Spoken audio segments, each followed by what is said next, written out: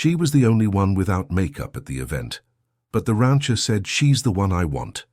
Emma Johnson took a deep breath as she stepped into the hall of the Golden Valley Ranch Resort in Sacramento, in California's countryside. The charity auction was in full swing, with elegant women showing off expensive dresses and flawless makeup, while she wore only a simple white blouse and a clean face. It was then that the rancher, Richard Anderson, 58 years old, a widower for 3 years and owner of one of the largest rural properties in the region, spotted her from the stage where he was conducting the event. Without hesitation, he interrupted the auction and pointed directly at her. "She's the one I want to hire as the housekeeper for my ranch," he declared loudly, causing the entire hall to turn toward Emma.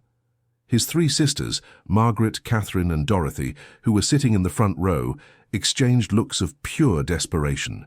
How had that simple girl, without even lipstick on her lips, caught the attention of the wealthiest brother in the family? Emma felt the world crash down on her shoulders. She hadn't come to the event as a guest. She worked as a cleaner at the hotel where the Anderson sisters were staying for the auction, and was there only to return a gold bracelet that Margaret had forgotten in the suite's bathroom. "Sir, I think there's been a mistake," Emma tried to explain, but Richard had already come down from the stage and was walking toward her. "There's no mistake at all, miss. What's your name?" "Emma Johnson, sir. But I only came to return this." She showed the bracelet, causing a new commotion. Margaret stood up abruptly from her chair, recognizing her jewel. "Richard, for heaven's sake, you can't be serious. This girl is a hotel employee." "And what's the problem?" Richard took the bracelet from Emma's hands and gave it to his sister. "An honest person who came to return something that wasn't hers. That's exactly the kind of character I need to take care of my house." Emma was red with shame from all the attention focused on her. She wanted to disappear from there, but the rancher's words about the housekeeper position echoed in her mind. Housing on the ranch and a generous salary were exactly what she needed to pay for her mother's treatment, who was hospitalized with heart problems. "Emma, do you accept the job working for me?"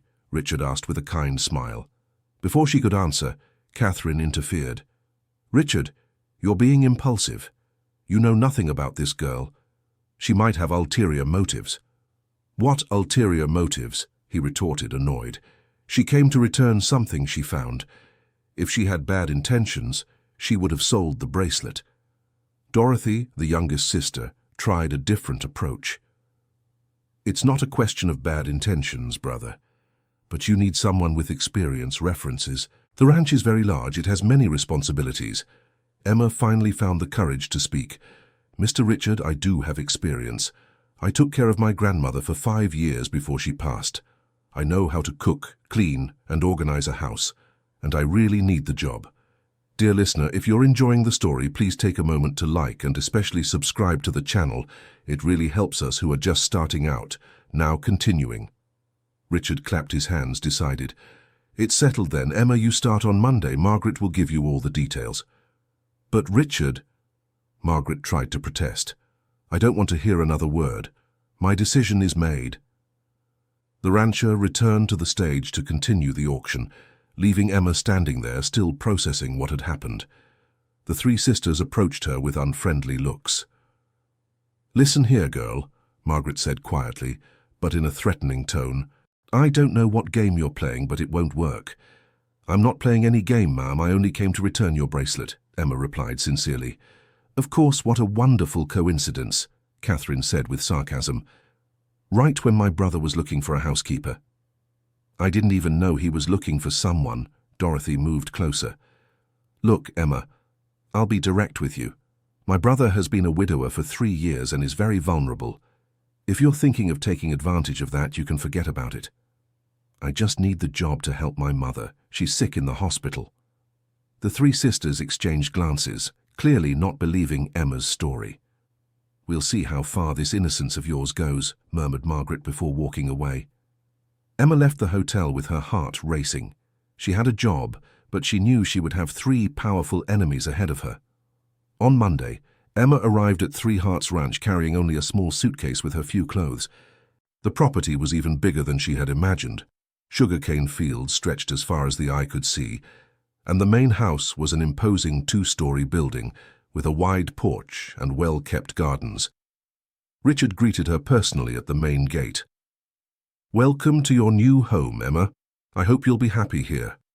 "Thank you, Mr. Richard. You have no idea how much this means to me." He led her through the house, showing her the main rooms. Emma was impressed by the size. There were 12 bedrooms, 5 bathrooms, a huge kitchen, dining room, library, office, and a spacious living room. "Your room is on the second floor, right there at the end of the hall," Richard pointed. "It has a view of the lake and a private bathroom." "This is more than I could dream of," Emma said, moved. "You deserve it. Now, let me introduce you to the household staff." She met Mrs. Betty, the 62-year-old cook who had worked at the ranch for almost 2 decades, John, the handyman who took care of maintenance, and Rose, a younger employee who helped with cleaning. "Emma will be our new housekeeper," Richard announced. "I want you to treat her with all respect." Mrs. Betty smiled warmly. "It's good to have a young woman taking care of the house again. It's been missed." When the introductions were over, Richard had to leave to take care of business in town, leaving Emma to settle in. She was organizing her things in her room when she heard a car arriving. Through the window, she saw the 3 sisters getting out of a black sedan. She quickly went down to greet them, but they didn't even say hello. "Where is my brother?" Margaret asked sharply. "He went to town, Ma'am. He should be back this afternoon." "Great," Catherine murmured. "That way we can have a private conversation with you." Emma felt a chill. "Sit down." Dorothy pointed to an armchair in the living room, while the 3 stood in front of her as if interrogating a criminal. "Emma," Margaret began, "let's be practical. How much do you want to leave?" "What do you mean?" "Money. How much do you want to disappear from our brother's life and never come back?" Emma was shocked by the question. "I don't want money. I want to work honestly to help my mother." "They all say the same thing at first," Catherine laughed scornfully, "but they always end up showing their true intentions." "What true intentions?" "Please don't play naive," Dorothy said. "A rich man, a widower, alone. You know very well what you're doing." "I am here to work as a housekeeper, nothing more." Margaret moved closer, intimidating. "Listen well, girl. We know our brother better than anyone. He is too good a man. He trusts people too easily. We've seen many opportunists try to take advantage of him. But I'm not like that. That's what they all say. But we will be watching your every step. Any slip-up, any attempt at seduction, and you'll be out on the street immediately." Emma stood up, feeling she needed to defend herself. "You're being unfair to me. I need this job to take care of my sick mother. I have no romantic interest in Mr. Richard." "We'll see," Catherine murmured. "But you should know that if you hurt our brother in any way, you'll regret it." The 3 of them left, leaving Emma shaken. She began to question if she had made the right decision by accepting the job. In the afternoon, when Richard returned, he found Emma in the library cleaning the books. She looked discouraged. "Did something happen? You seem different." Emma hesitated. She didn't want to start creating problems between her boss and his sisters. "I'm just adjusting, Mr. Richard. It's all very new to me." "Have my sisters been here?" "Yes, they have." "And what did they say?" Emma took a deep breath. "They are worried about you. They think I might have ulterior motives." Richard sighed, looking tired. "Emma, can I trust you to be honest with me?" "Of course. My sisters are good people, but sometimes they are overly protective. They lost their husband. They're afraid of being alone, so they cling to me a lot. I understand. They've already driven several good people away from my life in recent years. I have hope that you will be different. I'll do my best, Mr. Richard." He smiled and lightly touched her shoulder. "I trust you, Emma. There's something in your eyes that tells me you are a special person." At that moment, Emma felt something strange in her chest. It wasn't romantic attraction, at least not yet, but a genuine connection with that kind man who had given her an opportunity when she needed it most. The first days at the ranch passed quietly. Emma dedicated herself to her work with determination, organizing the house, supervising the cleaning, taking care of the meals together with Mrs. Betty. Richard seemed satisfied with her performance. It was on Thursday that everything began to get complicated. Emma was cleaning the library when a book fell from the shelf, revealing an old letter hidden behind it. It was addressed to "My dear Beatrice, Richard's late wife." Curious, Emma opened the letter. It was from Richard himself, written a few months before his wife passed away. "My dear Beatrice, I know you are worried about my sisters. I have also noticed their conversations about the inheritance, their comments about the will. You are right when you say they are more interested in my money than in my well-being. I promise I will be careful. I love you forever, Richard." Emma was chilled. The letter revealed that Richard's own sisters had an interest in his inheritance, and that even his late wife had noticed it. She carefully put the letter away in her bedroom drawer, not knowing that Rose, the youngest employee, had observed everything from the door and would run to tell the Anderson sisters at the first opportunity. That same afternoon, Emma noticed something worrying in Richard's behavior. During lunch, he told the same story twice, forgot the name of the veterinarian he had known for years, and seemed confused about what day of the week it was. "Mr. Richard, are you feeling all right?" she asked gently. "I'm fine, why?" "It's just that you seem a little tired." "Oh, it must be the heat. It's been very hot lately, don't you think?" Emma agreed, but kept observing. In the following days, the episodes of confusion became more frequent. Richard forgot important appointments, repeated questions, and sometimes seemed lost in his own home.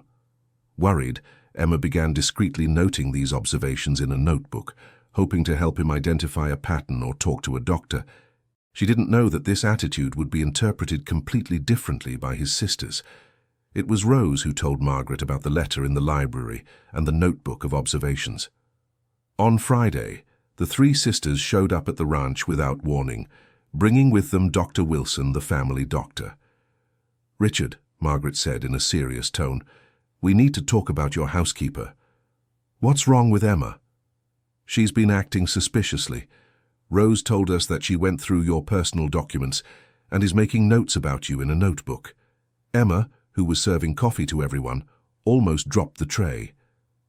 "That's not true. I found a letter by accident and—" "Ah, so you admit you read someone else's mail?" Catherine interrupted her. "The letter fell when I was cleaning the library." "And the notebook?" Dorothy asked. "What kind of notes are you making about our brother?" Emma looked at Richard, who seemed confused by the whole situation. "Mr. Richard, may I explain in private?" "No," Margaret was categorical. "If you have nothing to hide, you can speak in front of all of us." Emma took a deep breath. She had no choice. "I've noticed that you sometimes get confused. You forget things. I thought it might be good to write it down to show a doctor." Dr. Wilson stepped forward. "What kind of confusion?"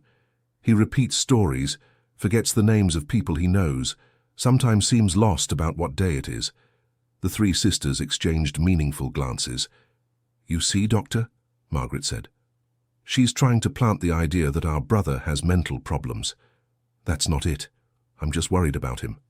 "Of course you are," Catherine laughed sarcastically. "Very convenient for you if he's declared incompetent, isn't it?" Emma was horrified by the insinuation. "You're twisting everything. I just want to help." Richard, who had been quiet until then, finally spoke. "Emma, could you leave us alone for a moment?" With a heavy heart, Emma left the room. From the hallway, she could hear fragments of the conversation. The sisters were convincing Richard that she had bad intentions, that she was trying to manipulate him. Dear listener, if you're enjoying the story, please take a moment to like and especially subscribe to the channel. It really helps us who are just starting out. Now continuing. When she was called back, Richard was looking at her with a mixture of disappointment and distrust.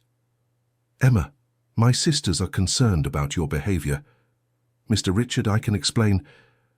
I think it would be best if you focused only on your domestic duties. No more notes, no more going through documents." Emma felt the tears welling up. "I just wanted to help you." "Help or take advantage of the situation," Margaret murmured softly, but loud enough for everyone to hear. "That's enough," Richard said, raising his voice. "Emma stays, but with the restrictions I mentioned." Dr. Wilson approached Emma. "Young lady, If you truly care about Mr. Richard's well-being, you must understand that accusations of mental incapacity are very serious. They can have legal consequences. I never spoke of incapacity. I just thought he should be examined. Well then, I will examine him. But if we find that you are exaggerating the symptoms for your own purposes, you will have to answer for it." The sisters left satisfied, leaving Emma devastated. Richard went to his office without another word. That night, Emma cried in her room. Maybe she should accept the sisters' initial offer and leave. Her attempt to help had been interpreted as manipulation. But then she thought of her mother in the hospital, the expensive medicine, the treatment she couldn't afford. She couldn't give up so easily. On Saturday, Emma decided to focus exclusively on household chores, avoiding any unnecessary contact with Richard. But it was impossible not to notice that he was worse. During breakfast, he asked 3 times if he had taken his medicine and couldn't remember the name of the city where he was born. Mrs. Betty was also worried. "Emma, have you noticed how forgetful the boss has been lately?" "I have, Mrs. Betty, but I can't comment on it anymore." "Why?" Emma told her what had happened the previous day. "That's absurd," Mrs. Betty said indignantly. "You were being careful with him, and they saw malice in it." "Maybe they're right. Maybe I'm being presumptuous. Emma, I've worked in this house for 20 years. I saw how those women treated poor Mrs. Beatrice, always jealous, always stirring up trouble, and now they're doing the same thing to you." "What do you mean? How they treated Mrs. Beatrice?" Mrs. Betty looked around to make sure they were alone. "They never accepted their brother's marriage. They thought Mrs. Beatrice had married for money. They made the poor woman's life a living hell, especially when she got sick. And Mr. Richard didn't protect his wife. He tried, but they are very manipulative. They always managed to play the victim, saying they only wanted to protect their brother." This conversation left Emma even more determined not to give up. If the sisters had made the late wife's life a living hell, she wouldn't let them destroy Richard's life too. On Sunday, the sisters came back to have lunch at the ranch. Emma served the meal in silence, but couldn't help but notice their conversation with Richard. "Brother, you need to be more careful with your medication," Margaret was saying. "Sometimes you forget to take it. Sometimes you take too much." "I take it correctly," Richard protested. "No, you don't. Yesterday, you said yourself you couldn't remember if you had taken it in the morning." "Maybe we should set up a system," suggested Catherine. "We can prepare your weekly medications and leave them in separate little containers." "That's not necessary. I'm not a child." "Of course not," Dorothy said softly. "But it's just to be sure. You know how important they are for your health." Emma noticed something strange about the conversation. Why were the sisters so interested in Richard's medication now? And what medications were these? After lunch, she got her answer. Margaret went to the kitchen to get a glass of water and dropped a medicine bottle on the floor. Emma helped pick up the scattered pills and managed to read the name on the label. It was a medication for anxiety and depression in a high dose. "Does Mr. Richard take this?" she asked innocently. "Yes, he does. The doctor prescribed it after he became a widower. It helps with the sadness and nervousness." But Emma had experience caring for her grandmother and knew that this type of medication, in high doses, could cause exactly the symptoms Richard was showing: mental confusion, memory loss, disorientation. Could the sisters be over-medicating Richard on purpose? The suspicion was terrible, but it began to make sense. If Richard were declared mentally incompetent, they could take control of his assets. Emma needed to find out the truth, but how? She could no longer take notes or comment on his behavior without seeming suspicious. The solution came from an unexpected source: Lily, the rebellious 15-year-old niece, daughter of Catherine, who arrived at the ranch on Monday to spend her school vacation. Lily was the opposite of her mother, with colored hair, alternative clothes, and a questioning attitude toward everything and everyone. From the first moment, she seemed friendly toward Emma. "Finally, someone normal in this family," she commented when they introduced themselves. "All these women drive me crazy with their need to control everything." Emma saw a possible ally in Lily. "Your family is just concerned about your uncle," she said diplomatically. "Concerned is one way to put it. What they want is to control his life. Ever since Aunt Beatrice passed away, they've gotten even worse. How so? Lily looked around to make sure she was alone with Emma. They were happy when Aunt Beatrice passed away. Finally, they had Uncle all to themselves. And now that you've arrived, they're afraid of losing control again. But I have no romantic interest in your uncle.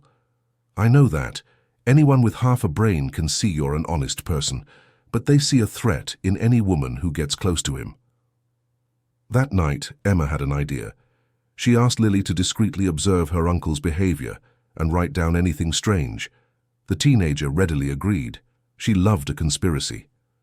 Within a few days, Lily had made several important observations. Emma, have you noticed that my uncle only gets confused after taking his medicine? Early in the morning, he's normal, but after breakfast, when he takes the pills, he gets kind of lost. Are you sure? Absolutely. And there's one more thing. This morning I saw my mother talking quietly with my aunts about increasing the dosage. When they saw me, they stopped talking. Emma felt a chill in her stomach. Her suspicions were being confirmed. Lily, this is very serious. If what we're thinking is true, they're drugging my uncle to get his money, Lily finished. I always knew my mother and my aunts were greedy, but this is disgusting. What can we do? We need proof, and we need someone to help Uncle without them suspecting. Emma thought of Dr. Wilson. Was he involved in the scheme or just being fooled by the sisters? Lily, do you know any doctor besides Dr. Wilson? Yes, I do. Dr. Mitchell. He's a cardiologist and super honest. He treats my maternal grandfather. Do you think he would agree to examine your uncle without your aunts knowing? I think so, especially if he knew there was a suspicion of over-medication. Emma decided to take the risk. The next day, when Richard was more lucid in the morning, she talked to him about his health. Mr. Richard, may I ask you a personal question? Of course, Emma. Do you feel well with the medicine you're taking? He hesitated. To tell you the truth, not really. I feel a bit foggy, you know, like I'm living in a dream. How long have you been taking this medication? My sisters said Dr. Wilson prescribed it after I became a widower. But honestly, I don't remember talking to him about it. Emma felt she was on the right track. Mr. Richard, if I could bring another doctor for a second opinion, would you agree? Why? Because I worry about you. And I think maybe the medicine isn't doing you good. Richard looked at her affectionately. Emma, you are a special person. Yes, I would like to hear from another doctor. The next day, Lily managed to convince Dr. Mitchell to make an informal visit to the ranch. He arrived at lunchtime, introducing himself as a friend of his niece's family. During the conversation, Dr. Mitchell managed to discreetly examine Richard and was alarmed by the symptoms he observed. Mr. Richard, he said in private after lunch, I would like to run some tests on you. I have an office in town. What kind of tests? Blood tests to see how your body is processing the medication, and some simple cognitive tests. Emma accompanied Richard to town the following afternoon. The tests revealed something shocking. He was taking a dosage 5 times higher than recommended for his weight and age. This is very dangerous, Dr. Mitchell explained.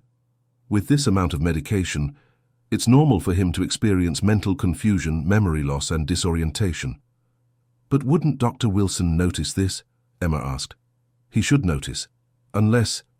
He hesitated. Unless what, doctor? Unless someone is altering the medication without the knowledge of the responsible doctor. Emma and Richard exchanged grave looks. Doctor, Richard said, what do I need to do? First, gradually reduce the medication until you reach the correct dose. Second, figure out how you ended up with this absurd dosage. Back at the ranch, Emma and Richard talked at length. He was starting to suspect his own sisters, but he found it hard to believe they were capable of something so terrible. Maybe it's a mistake, he said. Maybe they really think they're helping me. Mr. Richard, may I suggest something? Go ahead. Let's pretend nothing has changed, but secretly we'll reduce the medication as Dr. Mitchell recommended. If you get better, we'll know something is wrong. Richard agreed. Over the following days, with Emma's help, he gradually reduced the pills, and the result was impressive. His mind became clearer, His memory improved, and he returned to being the lucid and intelligent man he was before. But this improvement did not go unnoticed by his sisters. On Thursday, they arrived at the ranch earlier than usual and found Richard working in the office, organizing papers with total clarity. "Richard," Margaret said, surprised, "you seem very different today." "I'm great. Why shouldn't I be?" "You seem more alert." "And is that bad?" Catherine exchanged a worried look with her sisters. "Of course it's not bad. But did you take your medicine today?" "Yes, I did." In fact, he had taken only a third of the usual dose. "Are you sure? Because yesterday you said you sometimes forgot." "I never said that." Dorothy approached. "Richard, perhaps we should increase the dosage a little. Dr. Wilson mentioned you might need more medication." "When did he say that?" "Last week. He's worried about your episodes of forgetfulness." "What episodes of forgetfulness?" "I haven't been forgetting anything lately." The three sisters were visibly bothered by his response. Emma, who was watching from a distance, realized they were desperate for Richard to return to his previous confused state. That night, she had an even more disturbing revelation. While organizing Richard's office, she found financial documents showing strange bank activity. Several large transfers had been made to the sisters' accounts in recent months, always during periods when Richard was more confused. They weren't just over-medicating him, they were stealing his money while he was incapacitated. Emma showed the documents to Richard, who was devastated. "How could they do this to me?" "Mr. Richard, they took advantage of your trust and your altered state from the medication. I need to get that money back. I need to confront them." "Not yet. If they find out we know, they might do something worse." "What could be worse than this?" Emma had a terrible thought. "What if they try to have you committed? With Dr. Wilson's help, they could claim you have dementia and get a court order." Richard paled. That possibility was real and frightening. "What do we do then?" "We need more evidence, and we need help." Emma suggested they consult a lawyer, but discreetly. They also began documenting everything: the sisters' attempts to increase the medication, the suspicious bank transactions, the episodes of manipulation. Lily became a precious ally in this investigation. As a teenager, she had access to conversations that the adults didn't suspect she was hearing. "Emma," she reported one afternoon, "I heard my mother talking on the phone with someone about speeding up the process. She said you were becoming a problem and needed to be removed before you ruined everything. They want to fire me. Worse, I heard them talking about planting something in your room to frame you, or making up a story that you stole something."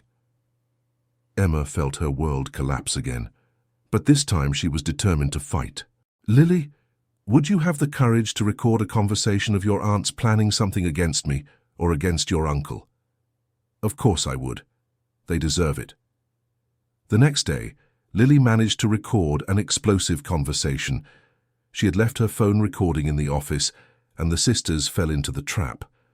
"We have to get rid of this Emma soon," it was Margaret's voice.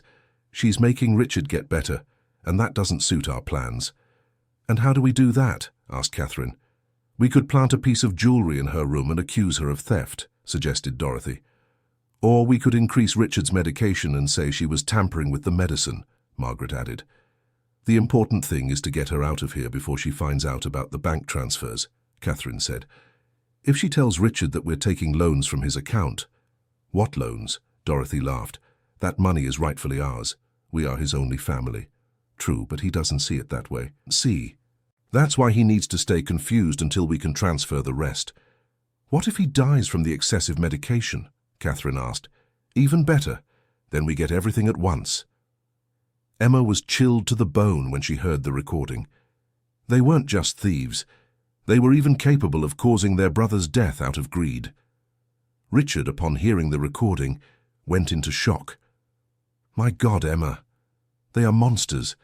How could I have been so blind?" "You trusted them because they were your family. You're not to blame for having a good heart." "But what do we do now? Is this recording illegal?" Emma had researched this. "Since it was made inside your own home, without the intention to harm but to protect you, it can be used as evidence." The next day they sought out a lawyer specializing in family and inheritance law. Dr. Roberts was shocked by the case. This is an extremely serious situation. We have evidence of fraudulent administration of medication, embezzlement, and an attempt to defraud a vulnerable person. What can we do? Richard asked. Several things. First, we'll get new medical exams to prove that you are mentally capable. Second, we'll go to the police to file a report. Third, we'll block all bank accounts to prevent further transfers. And what about Emma? They plan to frame her.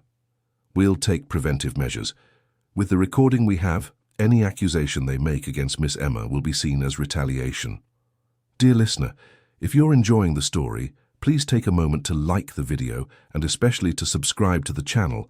It really helps us who are just starting out. Now continuing. While the lawyer was arranging the legal measures, Emma and Richard decided to act normally so as not to arouse the sisters' suspicions. But at the end of the week, exactly what Lily had predicted happened. On Friday morning, Margaret found an expensive ring belonging to her late sister-in-law hidden in the drawer of Emma's room. "Richard," she shouted down the hallway, "come see what I found in your housekeeper's room." Emma was in the kitchen when she heard the shouts. She ran to the room and found the three sisters there along with Richard. "Look what was hidden in your drawer." Margaret showed the ring. "My late sister-in-law's engagement ring." "I've never seen that ring in my life," Emma protested. "Of course not," Catherine said sarcastically, "and it just walked there by itself. Someone put that there to frame me." "Who would do such a thing?" Dorothy pretended to be indignant. "Are you accusing one of us?" Richard looked at the ring, clearly confused. For a moment Emma thought he would believe the sisters, but then he spoke calmly. "This ring is fake." The three sisters were speechless. "What do you mean, fake?" Margaret stammered. "I sold Beatrice's original ring 2 years ago to pay the hospital bills. This is a cheap imitation. You must have bought it to plant in Emma's room. The accusation hit like a bomb." Margaret was left speechless. "Richard, how can you think that?" "How can I think it?" "Very easily. After discovering that you've been stealing my money for months." Now it was the three sisters' turn to pale. "What are you talking about?" Catherine tried to sound innocent. "I'm talking about the unauthorized transfers you made from my accounts. I'm talking about the excessive medication you gave me to keep me confused. I'm talking about everything." Dorothy started to cry. "Richard, you don't understand. We only wanted to take care of you. Take care of me by stealing my money and drugging me." "It wasn't like that," Margaret tried to defend herself. "We borrowed the money. We were going to pay it back." "When?" "When I was committed to a nursing home for dementia." The sisters realized he knew everything. "How did you find out?" Catherine asked. "With the help of someone who truly cares about me." He looked at Emma with gratitude. Margaret exploded in anger. "I knew it. That viper poisoned your mind against us. Emma saved me from you. If it weren't for her, I'd be in an institution or worse." "Richard, we are your family," Dorothy begged. "Family doesn't do what you did." At that moment, Dr. Roberts arrived with 2 court officers. It was time to formalize the charges. The sisters were legally notified of the accusations and had their bank accounts frozen. Dr. Wilson was also summoned to explain his participation in the excessive medication scheme. In the following days, the full truth came out. Dr. Wilson admitted that the sisters pressured him to constantly increase Richard's medication, claiming he was becoming increasingly agitated. The doctor, without frequently examining the patient in person, trusted their reports. As for the money, they had stolen almost 200,000 reais over 8 months, always in small installments to avoid drawing attention. Richard, with his mind fully lucid, made firm decisions. First, he fired Dr. Wilson and began treatment with Dr. Mitchell. Second, he completely cut off contact with the 3 sisters. Third, he changed his will, leaving everything to charitable institutions and a portion to Lily, who had been loyal to him. Emma continued as the housekeeper, but now with a very different status. Richard saw her not just as an employee, but as the woman who had saved his life and his fortune. "Emma," he said one afternoon as they walked through the ranch garden, "how can I thank you for everything you've done?" "You don't need to thank me, Mr. Richard. I only did what was right." "You did much more than that. You gave me back my life." With the recovered money, Emma was able to pay for her mother's entire treatment, and she recovered completely from her heart problems. Mrs. Evelyn came to live on the ranch and became a great friend of Mrs. Betty. Lily, rebelling completely against her mother and aunts, asked to live with her uncle. She and Emma developed a very close relationship, almost like mother and daughter. "Emma," Lily said one day, "thank you for saving my uncle, and for teaching me that doing the right thing is more important than blind family loyalty." The months passed peacefully on the ranch. Richard, free from the medications and the toxic influence of his sisters, flourished. He went back to personally managing the business, resumed old hobbies, and most importantly, began to be interested in Emma in a different way. Emma also felt something special for him, but kept her distance, thinking it was inappropriate for an employer-employee relationship. "Mrs. Betty," she confided one day, "I'm confused about my feelings." "What feelings?" "For Mr. Richard. I don't know if it's gratitude or if it's something else." "My dear, a good heart recognizes another good heart, and you two have the purest hearts I've ever known." "But what if people think I'm interested in his money? Anyone with good sense knows that if you wanted the money, you would have kept quiet about the sister's theft. You saved his fortune, you didn't try to take it for yourself." One afternoon, Richard called Emma in for a serious talk. "Emma, I need to tell you something important." Her heart raced, thinking he was going to fire her. "I know our age difference is big. I'm 58, you're 32. I know I'm a widower, that I have a complicated history with my family." Emma listened to him in silence. "But I also know that you saved me when I needed it most, that you took care of me when no one else really cared. And I know that what I feel for you goes far beyond gratitude. Mr. Richard, please let me finish. I don't want you to feel pressured. You can continue working here for as long as you want, regardless of your answer. But I need to tell you, I've fallen in love with you." Emma felt the tears well up. "I've fallen in love with you too, but I'm afraid of what people will think of me." "Let them think whatever they want. We know the truth in our hearts." They embraced there in the garden where Emma had arrived as a desperate young woman looking for work, and where she was now being asked to be the girlfriend of the man she had learned to love. Their relationship caused talk in the town, as was to be expected. Some people really did think Emma was a gold digger, but most, knowing the story of how she had saved Richard from his own sisters, understood it was true love. Richard's sisters tried to sue Emma for alienation of affection, but they couldn't prove anything. In fact, they ended up being sued themselves for fraud and were ordered to repay all the stolen money, plus a fine. Lily was the first to support her uncle's relationship with Emma. "Finally, someone who will take good care of him," she said. "You both deserve to be happy."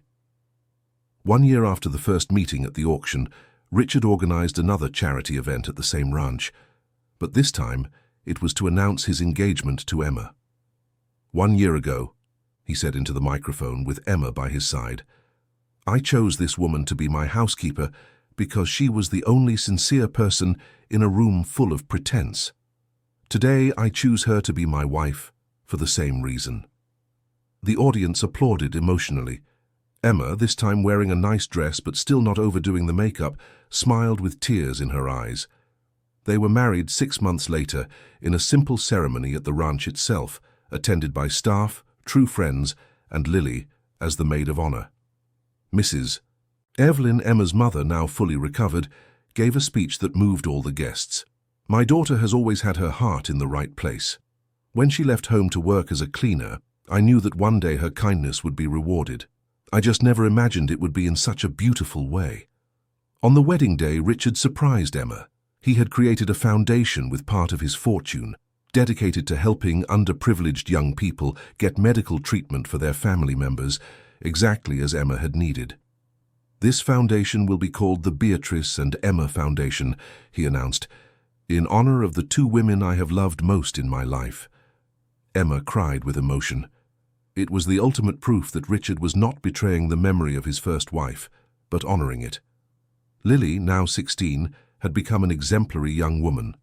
Inspired by Emma, she decided to study to be a social worker and help other families in difficult situations. Emma taught me that it doesn't matter where you come from or how little you have, she said in a school project about people who inspire her. What matters is the size of your heart and your willingness to do good. Richard's former sisters-in-law tried to reconnect after the marriage, but he kept his distance. He forgave them for the harm they had done, but did not allow them back into his life. To forgive doesn't mean to forget or to allow the person to hurt you again, he explained to Emma. It means to free your own soul from the weight of resentment. Emma adapted perfectly to the role of a rancher's wife. She continued supervising the house, but now also took part in decisions about the business. Her simple life experience brought a valuable perspective to Richard. "You teach me every day about what really matters in life," he would say to her. 2 years after the wedding, Emma discovered she was pregnant. The news brought immense joy to the whole ranch family. "Finally, this house will have the sound of a child again," Mrs. Betty celebrated. Richard was moved by the prospect of becoming a father at 60. "I never thought I'd have this chance," he confessed to Emma. "Beatrice and I tried for years, but we never succeeded. Maybe it's life's gift to make up for all the suffering we went through. The baby was born healthy, a girl who was named Hope." Richard said it was the perfect name because Emma had been exactly that in his life, a hope when he needed it most. Lily loved being a big sister and helped with everything related to the baby.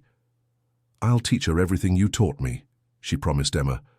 The ranch prospered under the joint management of Emma and Richard. They modernized the equipment, improved the workers' conditions, and implemented sustainable farming practices. "A company only works well when people are treated with dignity," Emma always said. Her experience as an employee made her understand the workers' needs. 5 years after the first meeting at the auction, Three Hearts Ranch had become a model of family management in rural California. Richard and Emma were invited to give lectures on farm management and harmonious workplace relationships. During one of these lectures, Emma told her full story publicly for the first time. "When I walked into that hall 5 years ago, I was just a desperate cleaning lady trying to help my sick mother. I never imagined that my honesty in returning a lost bracelet would completely change my life. But the most important thing I learned is that outward appearance does not define a person. I was without makeup, wearing simple clothes, feeling inferior to all those elegant women. Yet it was exactly that simplicity that caught the attention of a man who was looking for authenticity, not appearance. The audience applauded, moved. "If there's one lesson I can leave," Emma continued, "it's this: never change who you are to fit others' expectations. The right person will love you exactly as you are." Richard, watching from the audience with little hope in his lap, smiled proudly at his wife. Mrs. Evelyn, now 73 years old, had become the most dedicated grandmother one could imagine. She was always telling her granddaughter stories about the time when Emma was a child. "Your mommy was always special," she would say to Hope. "Even when we were poor, she shared the little she had with those who needed it more." Mrs. Betty, now over 70, remained active in the kitchen, but with the help of Emma and other younger employees. "This house has never been so happy," she often commented. After Emma arrived, it seems the blessings never stopped coming. John, the groundskeeper, who had witnessed the entire transformation of the ranch, always told visitors, "The boss, Emma, has a gift for making everyone feel important. It doesn't matter if you're the landowner or the last employee hired, she treats everyone with the same respect." Lily graduated in social work and returned to work at the ranch, coordinating social projects for the local community. The Beatrice and Emma Foundation had expanded and was now helping dozens of families each year. "Emma taught me that everyone deserves an opportunity," Lily would explain to the foundation's new employees. "Sometimes, a single chance can change a person's entire life." Richard's 3 former sisters-in-law eventually left the region. They never managed to fully accept what they had lost because of their own greed. Catherine, Lily's mother, tried a few times to reconcile with her daughter, but Lily kept her distance. "I've forgiven my mother," she explained to Emma, "but I can't trust her again. I prefer to keep a cordial relationship from a distance." When Hope turned 3, Emma discovered she was pregnant again. This time, it would be a boy, who would be named John Richard, in honor of his father and the ranch's faithful caretaker. 2 children at 63, Richard would joke. Who would have thought life still had so many surprises in store for me? Emma, now 37, was at the peak of happiness. She had a beautiful family, a welcoming home, work that she loved, and the certainty that she had found her place in the world. Sometimes I look back and I can't believe this whole transformation, she confided to Mrs. Evelyn. It feels like a dream. It's not a dream, my dear. It's what you deserve. You always had a good heart, and life has finally rewarded you for it. On their 10th wedding anniversary, Richard organized a surprise party for Emma. He invited all the people who had been important on their journey, from ranch employees to the doctors who had helped them. Dr. Mitchell, who had discovered the excessive medication scheme, was one of the guests of honor. "Emma," he said in his speech, "you saved Richard's life, but you also taught me a valuable lesson about always questioning diagnoses and treatments. Because of you, I became a more attentive and careful doctor. Dr. Roberts, the lawyer who had helped them legally, was also present. This case changed my perspective on family," he commented. "I learned that true family isn't necessarily blood relatives, but people who genuinely care about your well-being." During the party, Richard made an emotional speech. 10 years ago, I was lost, drugged by my own sisters, being robbed, manipulated, and heading for a terrible end. Then a simple young woman appeared, without makeup, who had the courage to return something that wasn't hers. That act revealed a character that changed my life forever. Emma didn't just become my wife, she became my partner in everything. In business, in raising our children, in our dreams for the future. She transformed this ranch into a true home. Emma, moved, replied, "When I entered that auction 15 years ago, I was a frightened young woman, worried only about surviving and helping my mother. I never imagined my life could be so full and happy. Richard taught me that true love has no age, no social class, no barriers. When two people truly connect, nothing else matters. But most of all, our story proves that honesty and kindness are still rewarded in this world. It might take time, it might be difficult, but in the end, doing the right thing is always worth it." The audience gave a standing ovation. Hope, now 8, and John Richard, 5, ran to hug their parents. Lily, now 26, and married to a young agronomist who worked on the ranch, also joined the family hug. Mrs. Evelyn, at 83 years old, still sharp and active, watched the scene with tears of happiness. "God has rewarded my daughter beyond all my dreams," she murmured to Mrs. Betty. "And she deserves every blessing," Mrs. Betty replied. "I've never seen a person with such a pure heart." In the following years, the family continued to grow and prosper. Hope proved to be an intelligent and sensitive child, with traits from both her father and mother. John Richard was a happy and curious boy, who loved to follow his father around the fields of the ranch. Emma continued to be involved in social projects, but always kept her feet on the ground and remembered her humble origins. "I never want my children to forget that not everyone has the opportunities they have," she said to Richard. "I want them to grow up knowing how to value every blessing." That's why she regularly took the children to visit the retirement home where their grandmother had lived, to help in fundraising campaigns for families in need, and to participate in activities in the local community. "Mom," Hope asked one day, "why do we always help other people?" "Because when I was young like you, I went through very difficult times," Emma explained. "Good people helped me when I needed it most. Now it's our turn to help those in need. And because one day we might need help too," added John Richard, repeating something he had heard his parents say. Emma smiled, proud of her children's sensitivity. Richard, at 75 years old, remained active and healthy. The traumatic experience with the excessive medication had made him more careful with his health, but also more grateful for each day. "Emma gave me a second chance at life," he often said. "I won't waste a single minute of it." Lily officially took over the leadership of the Beatrice and Emma Foundation when Emma wanted to dedicate more time to her young children. Under her management, the institute expanded even further, offering not only medical help but also vocational courses and psychological support.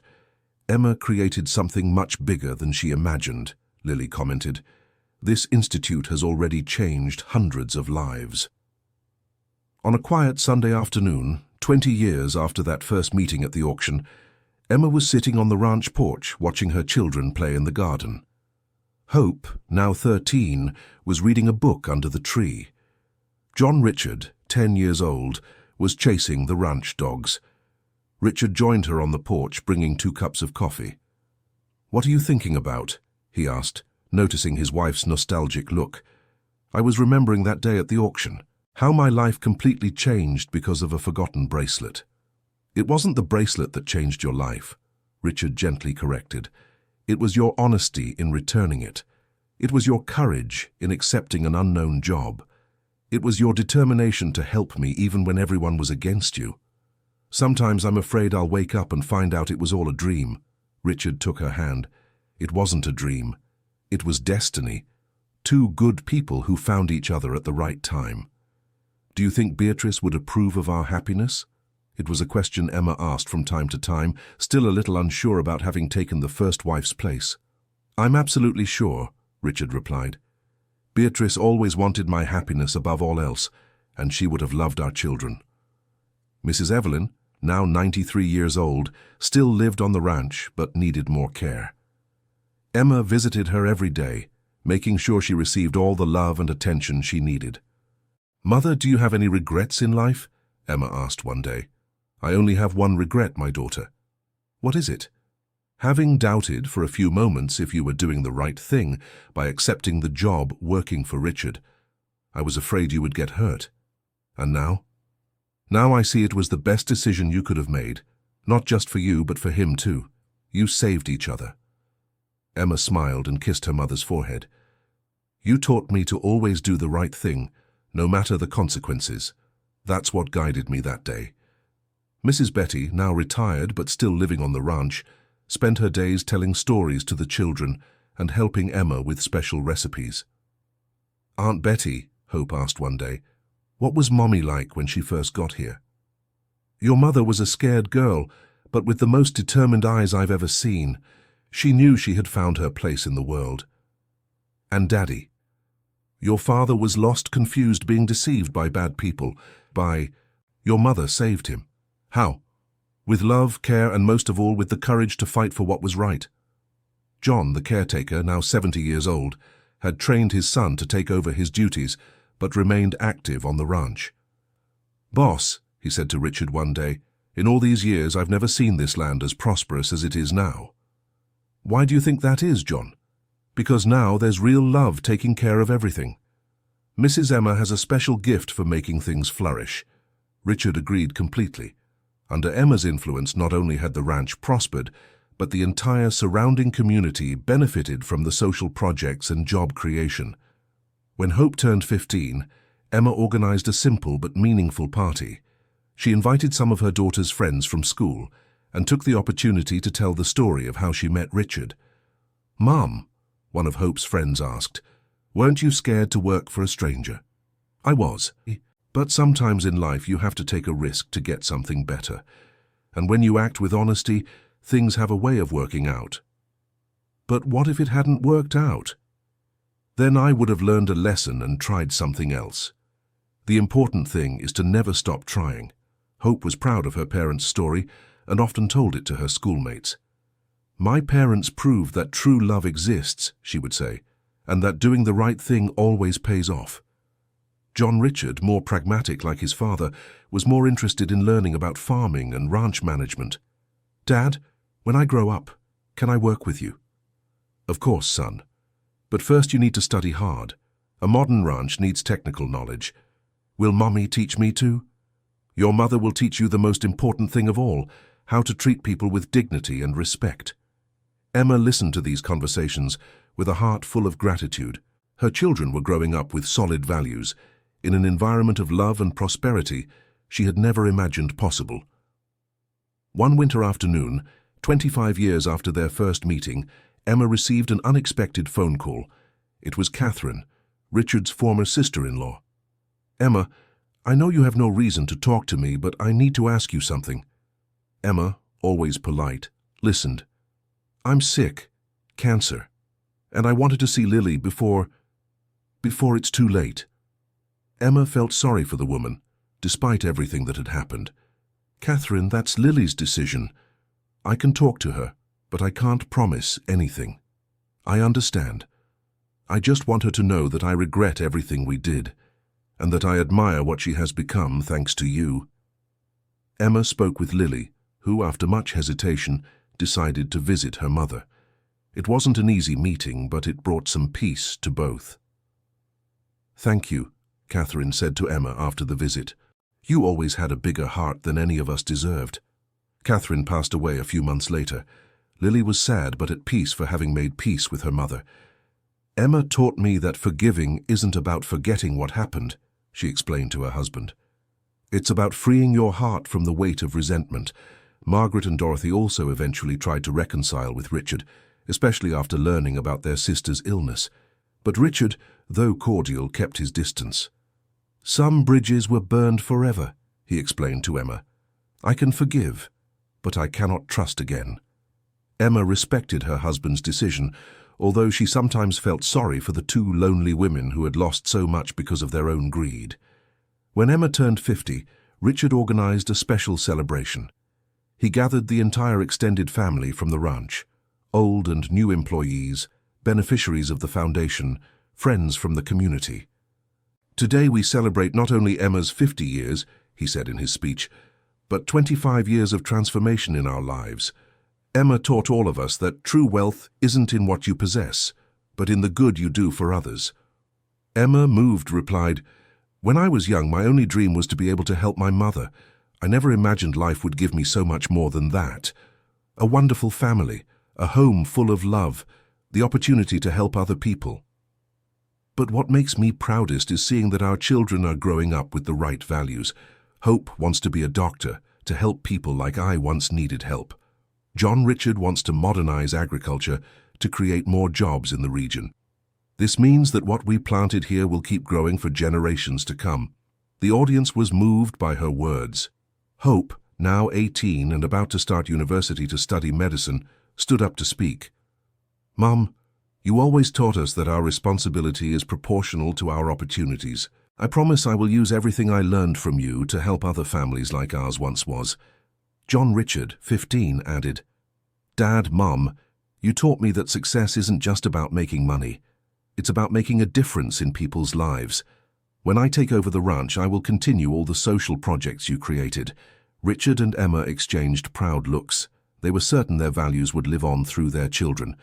Lily, now the general director of the Beatrice and Emma Foundation, announced a surprise during the party.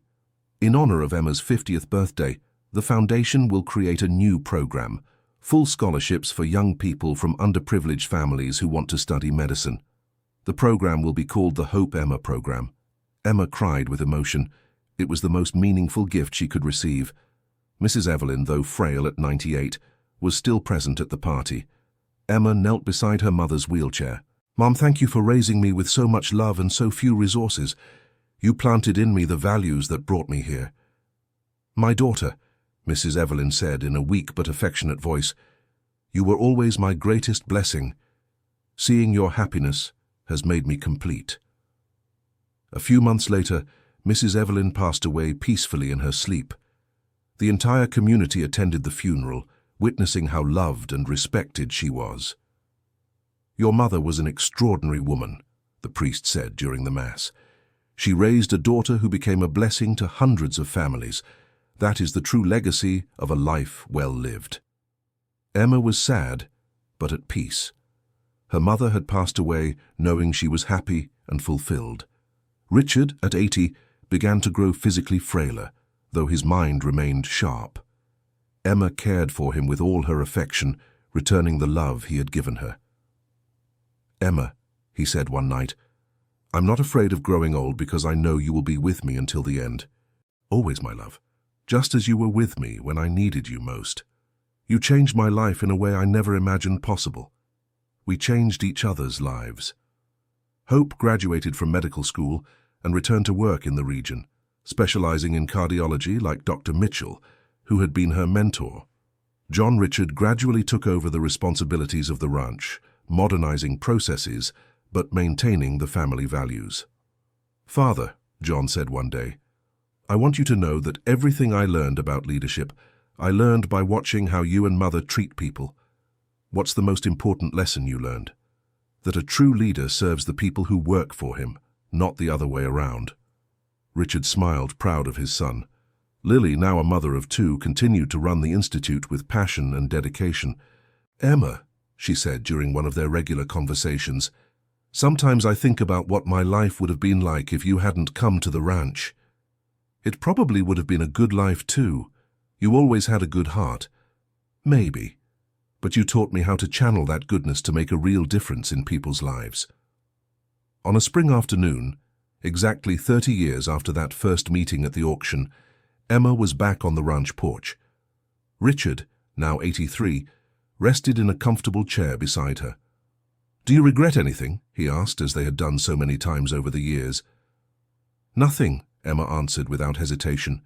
"Every difficulty, every moment of uncertainty, it was all worth it to get here. Even the most difficult moments with my sisters, especially those moments. They strengthened us as a couple and taught me that true love can overcome any obstacle." Hope arrived at that moment, coming from the hospital where she worked. At 28, she had become a respected doctor and had just married an engineer who worked on rural sustainability projects. "Mom, Dad," she said, sitting with them on the porch, "I have some news for you." Emma and Richard looked at her expectantly. "I'm going to be a mother. You're going to be grandparents." The elderly couple hugged each other emotionally. Another blessing arriving to crown a life of love and mutual dedication. "What will you name the baby?" Emma asked. "If it's a girl, she will be named Emma Evelyn. If it's a boy, Richard John." Tears streamed down Emma's face. The cycle of life continued, carrying with it all the values and all the love that she and Richard had cultivated. That night, lying in the bed of the room they had shared for almost 3 decades, Emma and Richard talked about the future. "Our grandchild will grow up in a world very different from the one we knew," Emma observed. "But with the same essential values," Richard completed. "Honesty, kindness, hard work, love for family. Do you think we did everything right? I'm sure we did. Look around us. Our children are people of integrity. Our family is united. Our community is thriving. I couldn't have dreamed of a better outcome." Emma smiled in the darkness of the room. "Who would have thought a forgotten bracelet could lead to all this? It wasn't the bracelet, my love. It was you. It was your honest and generous nature that transformed our lives. And it was your ability to see beyond appearances that gave me this opportunity." They fell asleep holding hands, as they had every night for 30 years. The next morning, Emma woke up early, as she always did. She prepared breakfast for Richard and went out for her morning walk around the ranch. At 55, she was still a beautiful and active woman, but now her face carried the lines of a life well lived. She found John Richard, now 25, already working in the fields with the employees. "Good morning, Mother. Did you sleep well?" "Very well, son. And you? How are the preparations for the planting season going?" "Everything's on track. We've implemented the sustainable irrigation system we planned. It will save water and increase productivity." Emma smiled, proud of her son's dedication. "Your father would be proud to see how you're modernizing the ranch while keeping our philosophy of respect for people and the environment." "I learned from the best teachers." She continued her walk until she reached the place where the Beatrice and Emma Foundation used to operate. The building had been expanded 3 times over the years and now served not only the region, but also took in cases from neighboring towns. Lily was already there organizing the day's appointments. "Emma," she greeted with her usual affection, "have you heard the news about Hope?" "Yes, I have. I'm so happy I could hardly sleep." "Another baby to brighten our lives. This family is truly blessed." "Speaking of family," Emma said, "how are your children?" "Great. Peter is finishing high school and has already decided he wants to study agronomy. He wants to work on the ranch after he graduates." "And Mary?" "She wants to be a teacher. She says she was inspired by the Foundation's educational projects." Emma was moved. The 3rd generation was also growing up with solid values and a desire to contribute to the community. She spent the rest of the morning at the Foundation, talking with patients and their families. Each story reminded her of her own journey and motivated her to keep helping. A young mother, holding a sick little girl in her arms, was crying in the hallway. "Mom," she approached Emma, "I don't know what else to do. My daughter needs an expensive surgery and I don't have the money." Emma immediately remembered herself decades ago, desperate over her own mother's situation. "What's your name?" "Caroline, and my daughter is Sophia." "Caroline, where do you work?" "I'm a cleaner at the City Mall." Emma smiled tenderly. It was like looking in a mirror of the past. "Caroline, I will arrange everything so your daughter gets the treatment she needs. You don't need to worry about money." "But how? I have no way to pay." "You don't need to pay, just as someone once helped me when I needed it most. Now it's my turn to help you." Caroline cried with gratitude, not knowing she was being helped by someone who had been through the same situation. In the afternoon, back at the ranch, Emma found Richard resting in the library. He now needed more rest, but he still loved to read and stay informed about the business. "How was your day?" he asked. Emma told him about the meeting with Caroline and her daughter. "It's amazing how life repeats itself," Richard observed. "You are doing for that mother exactly what I did for you 30 years ago. The difference is that I know what she's going through. I know the desperation of seeing a loved one needing medical help and not having the means. And that's why your help is even more valuable. You understand her situation inside and out." That night, during the family dinner, Emma told everyone Caroline's story. "Mum," Hope said, "can I follow her daughter's case? As a doctor, I want to make sure she gets the best possible treatment." "Of course, honey. It would be wonderful to have you personally overseeing it. And I can help with the bureaucratic part," John Richard added. "Sometimes families get lost in the administrative procedures." Richard looked at Emma with tears in his eyes. "You've raised an extraordinary family. Our children have the most beautiful values." "Our values," Emma corrected. "Everything they are, they learned from both of us." A few weeks later, little Sophia had undergone the surgery successfully and was recovering well. Caroline made a point of coming to the ranch regularly to thank them and ask if there was anything she could do to help. "Mrs. Emma," she said during one of these visits, "I want to work for you, for free if necessary. I need to repay you somehow." Emma smiled, recognizing the young mother's dignity. "Caroline, if you want to work here, it will be as a registered employee with all the rights, but not out of gratitude, because you are a hard-working person and deserve an opportunity. Do you do this for everyone you help? We do it for everyone who shows character and a willingness to work, like someone once did for me." Caroline became an excellent employee, dedicated and loyal, just as Emma had been in the past. Time passed peacefully at the ranch. Hope gave birth to a healthy baby girl, Emma Evelyn, who became the apple of her grandparents' eye. "Grandpa!"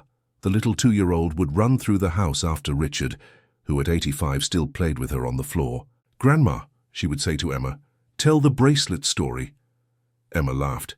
Even so young, her granddaughter already loved hearing about how her grandparents met.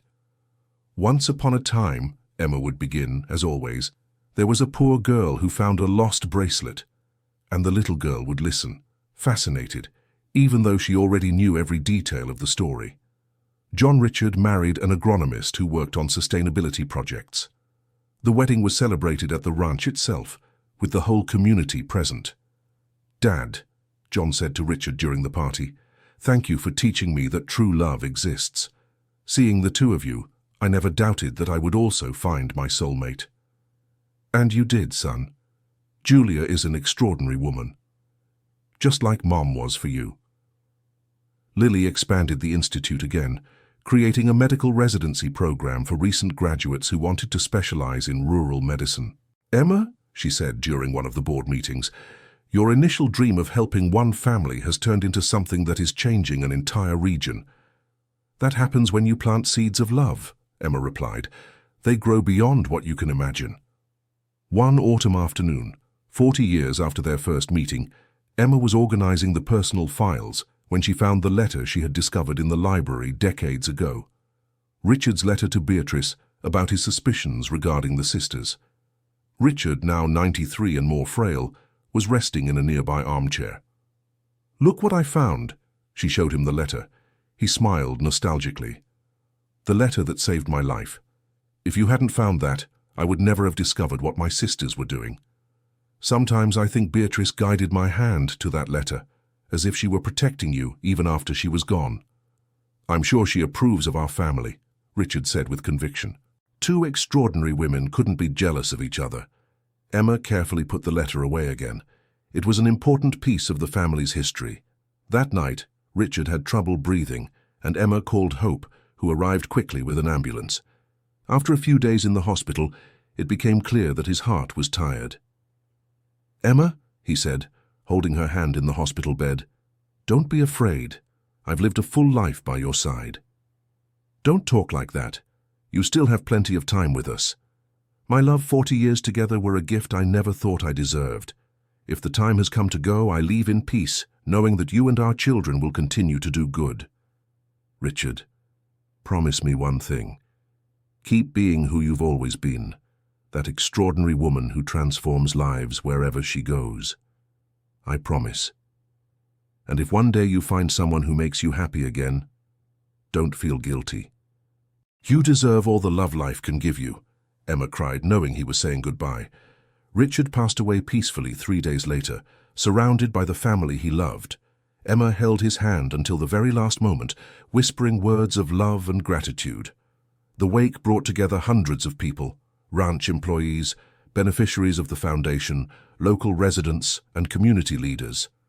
Everyone wanted to pay tribute to the man who, alongside Emma, had transformed an entire community.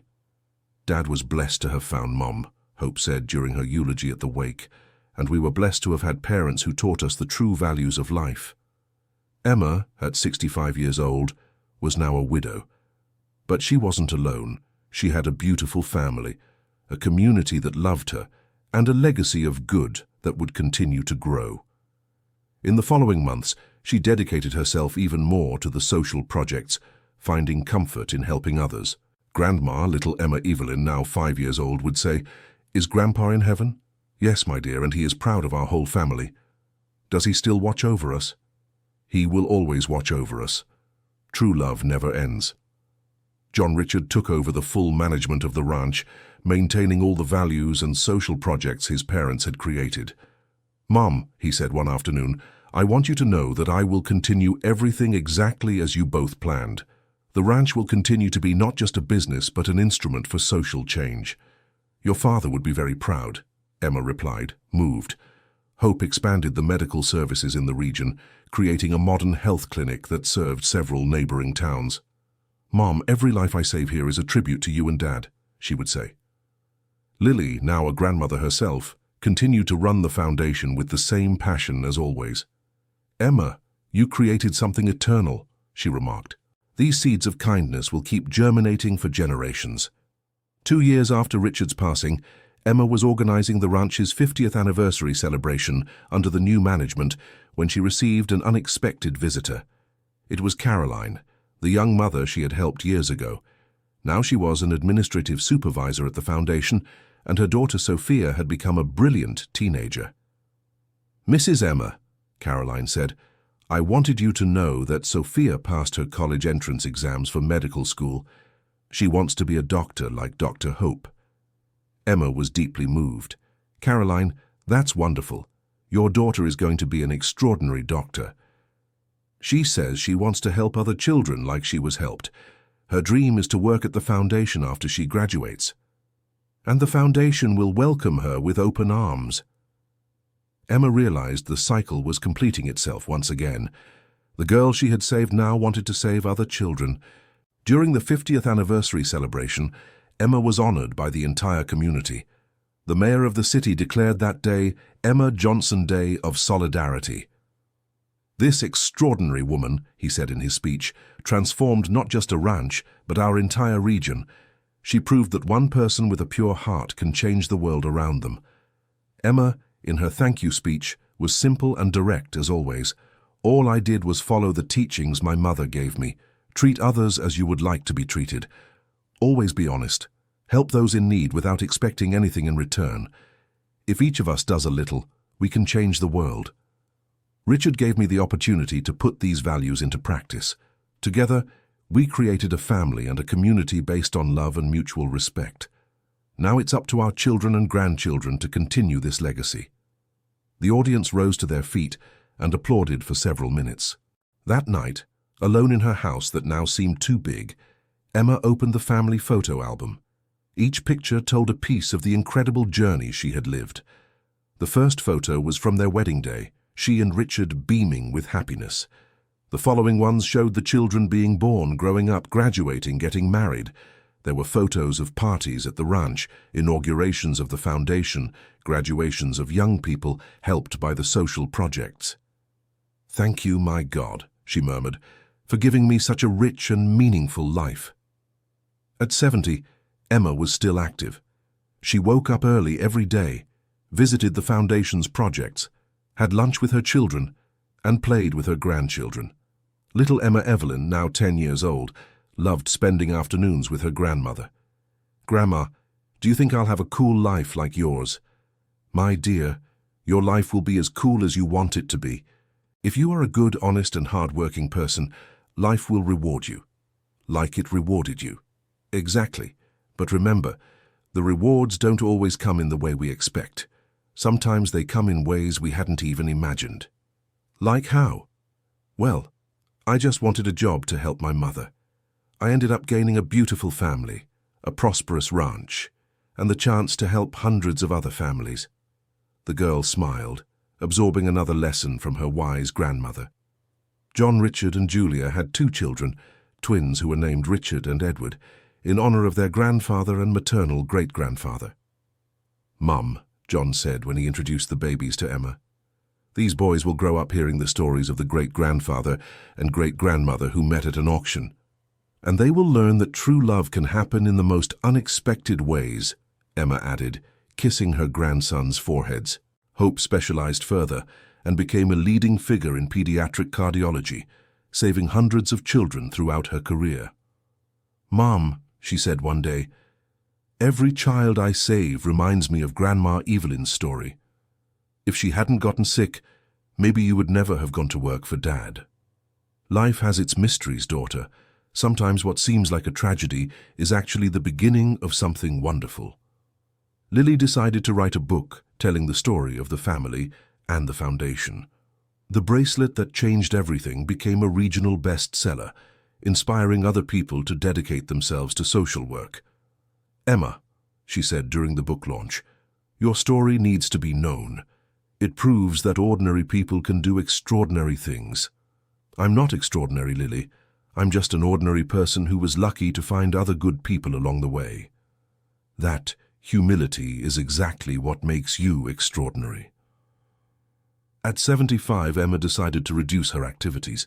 She officially passed the leadership of the foundation to Lily and became the honorary president. "Now I want to dedicate myself more to my grandchildren," she explained. "They grow up so fast, and I don't want to miss a single moment." Sophia, Caroline's daughter, graduated from medical school and came back to work at the foundation, as she had promised years before. "Dr. Emma," she said on her first day of work, "I want you to know that I chose this profession because of you. You saved my life when I was a child, and now I want to save other lives. Sophia, you are going to be an extraordinary doctor, and you will continue saving lives long after I am gone." "Don't talk like that. You are going to live forever," Emma smiled. At 75, she knew life was finite, but her legacy would be eternal. On a spring afternoon, 50 years after that first meeting at the auction, Emma was sitting on the ranch's porch watching her grandchildren play in the garden. Little Emma Evelyn, now 15, was reading a book under the same tree where her mother used to play. The twins Richard and Edward, 5 years old, were running across the lawn with the same energy their father had had in childhood. John Richard joined his mother on the porch. "Mum, what are you thinking about?" "I was remembering that first day when I arrived here. I was a scared young woman, not knowing what the future held. And now I'm an old woman who has found fulfillment, knowing the future is in good hands." Hope arrived at that moment, coming from the hospital. "How was your day, daughter?" "Wonderful. I saved 2 lives today. a baby with a congenital heart problem, and an 80-year-old man who had a severe arrhythmia. Your father would be very proud. He is proud, wherever he is. That night, Emma did something she hadn't done in years. She went up to the attic of the house to look over some old things. There she found the small suitcase she had arrived at the ranch with 50 years earlier. Inside the suitcase, there were still some old photos of her mother, and a letter that Mrs. Evelyn had written to her when she found out she was going to work at the ranch. My dear daughter, I know you are frightened about this new stage of life, but I have faith that your good heart will guide you on the right path. Always be honest, work with dedication, and treat everyone with respect. Life has a way of rewarding good people. I love you very much, your mother. Emma cried as she read the letter. Her mother had foreseen everything without knowing it. The next morning, she called all her children and grandchildren for a special talk. I want to tell you a story, she began. It's the story of how a lost bracelet changed not only my life, but the lives of hundreds of people. And Emma told the whole story once again, from that day at the auction up to the present moment. The older grandchildren already knew the story, but the little ones listened, fascinated. Grandma, asked little Richard, why did you return the bracelet? You could have sold it and helped Grandma Evelyn. Because my mother taught me that what isn't ours shouldn't stay with us, and because doing the right thing is always more important than what seems easier. And if you hadn't returned it, then I would never have met your great-grandfather. You wouldn't have been born, and hundreds of families wouldn't have been helped by the foundation. So returning the bracelet was the best decision of your life? Emma smiled. It was the most important decision of my life, but it wasn't the best decision. What was the best one then? Accepting the job to work for your great-grandfather, even without knowing him, risking everything for a chance at change. The grandchildren became thoughtful, absorbing their grandmother's lessons. Hope approached her mother. Mum, thank you for teaching us these values. They have guided our entire lives. And they will guide your children's lives too, Emma replied. That's how goodness perpetuates itself in the world. That afternoon, Emma received an exciting phone call. It was from the State University, informing her that she had been chosen to receive an honorary doctorate in social work. Why? She asked, surprised. For 50 years of work transforming the lives of families in need and contributing to the social development of the entire region, they explained. Emma was moved, but said she would only accept if she could share the honor with Lily. We have worked together for decades. She deserves the recognition as much as I do. The graduation ceremony was emotional. Emma, at 75 years old, received the doctoral hood and ring alongside young people in their early 20s who were just starting their careers. It's never too late to be recognized for the good you do, the dean said in his speech. Dr. Emma Johnson proves that true education goes beyond diplomas. It is in the heart and in the dedication to others. In her acceptance speech, Emma talked about the importance of lifelong learning. I learned more by working with people, helping families and building dreams than I could have learned in any classroom, she said. Life is our best teacher, if we know how to pay attention to its lessons. After the ceremony, the whole family gathered to celebrate. 5 generations were represented, from Emma down to her great-grandchildren, who were still babies. Grandma, said young Emma Evelyn, now 16 years old, I want to follow in your footsteps. I want to work in social assistance. My dear, follow your heart. If it guides you to help people, it will be a wonderful choice. Can you teach me?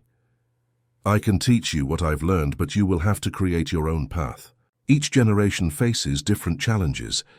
In the following months, Emma began to notice that her energy wasn't the same anymore, getting tired more quickly, sleeping more, having less desire to leave the house.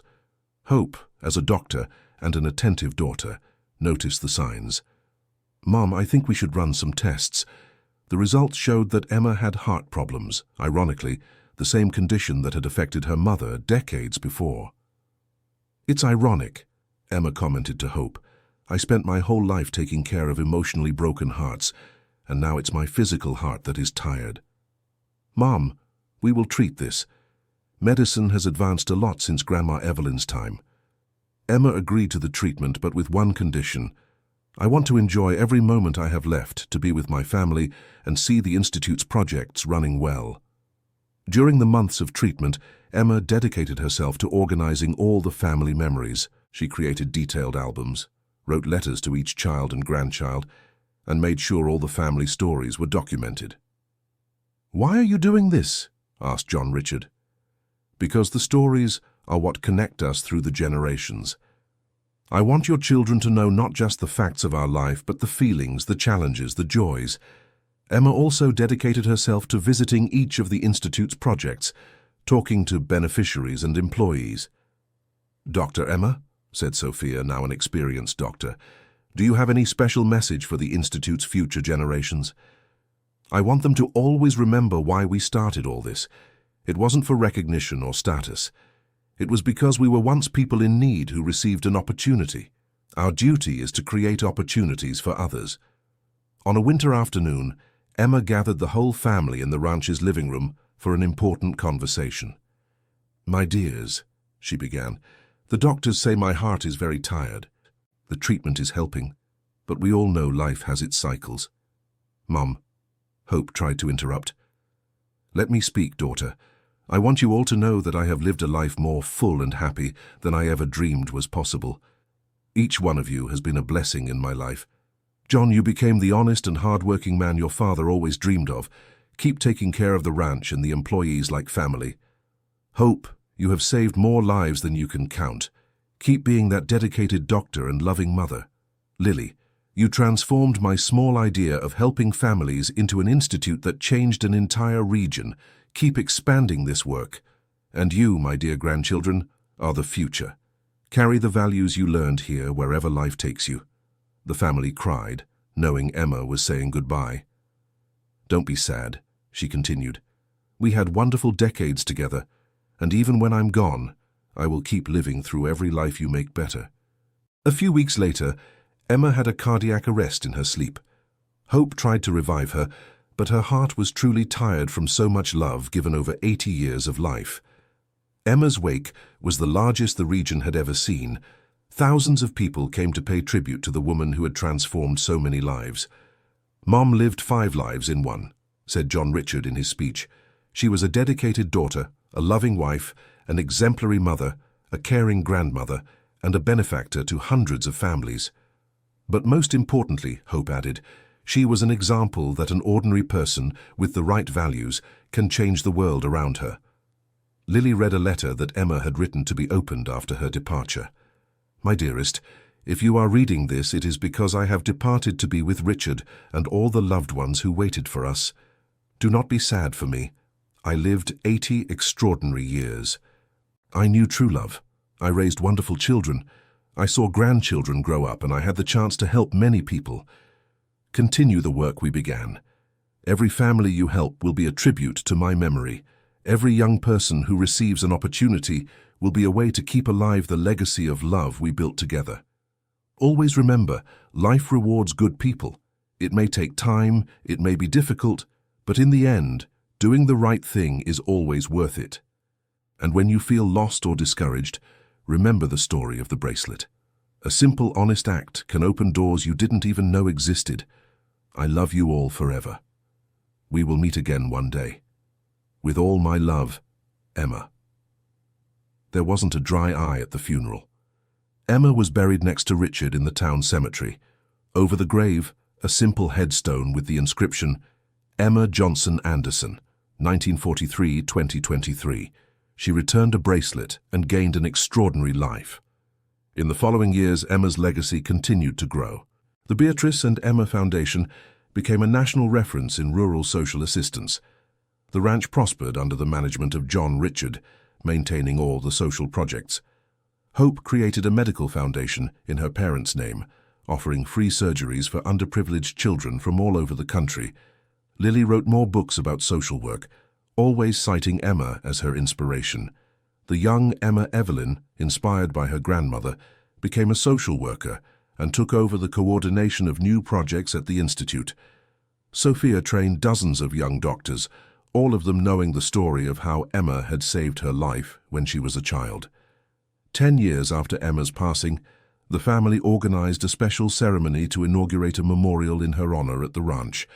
The memorial consisted of a garden with a simple statue of Emma holding a bracelet in her outstretched hand, as if offering it to someone. Around the statue, plaques told the complete story of the family and the social projects. "Grandma always said that the best stories are those that inspire other people to do good," said the young Emma Evelyn during the inauguration. "I hope that people who visit this memorial leave here wanting to transform their own communities." The memorial became a regional tourist attraction, receiving visitors who came to learn the story of the simple woman who had transformed an entire region through kindness and determination. Caroline, now the administrative director of the Institute, always welcomed visitors by telling her own story. "I was one of the families saved by Mrs. Emma. My daughter is a doctor today because of her, and now my granddaughter also wants to be a doctor to continue helping people. That's how goodness multiplies." The story of Emma and Richard became the subject of academic theses, documentaries, and even a television miniseries that moved the entire country. But the most important legacy wasn't in the books or films. It was in the hundreds of families that had been transformed, the young people who received educational opportunities, the children who were saved by free surgeries. 20 years after her departure, Emma continued to live on through every life touched by the Institute, every family helped by the Medical Foundation, every employee treated with dignity at the ranch. The little bracelet that had caused all of that was still kept in the family archive, not the original one, which had been returned decades before, but the cheap replica that the sisters-in-law had used to frame Emma. Richard had kept it as a reminder of how wickedness can be transformed into a symbol of love. "Life has its mysteries," Emma used to say. "Sometimes what seems like a coincidence is actually destiny working to bring together people who need each other." And so, the story of the young woman without makeup who returned a lost bracelet continued to inspire generations, proving that honesty, kindness, and the courage to take a chance on an opportunity can truly transform not just one life, but an entire world around it. The true love of Emma and Richard had multiplied into love for hundreds of families. The ranch continued to prosper. The foundation continued saving lives, and somewhere, surely, other simple and honest people were making brave decisions that would change their lives forever. Because, as Emma always said, doing the right thing is never a guarantee of an easy life, but it is always a guarantee of a life with meaning. End of story. Now tell me what you thought of this moving story of Emma and Richard. Do you believe that true love can come from the most unexpected places? Leave your opinion in the comments and don't forget to like this video. If you enjoyed this story of overcoming adversity and true love, subscribe to the channel so you don't miss other stories that will touch your heart. Thank you so much for your company.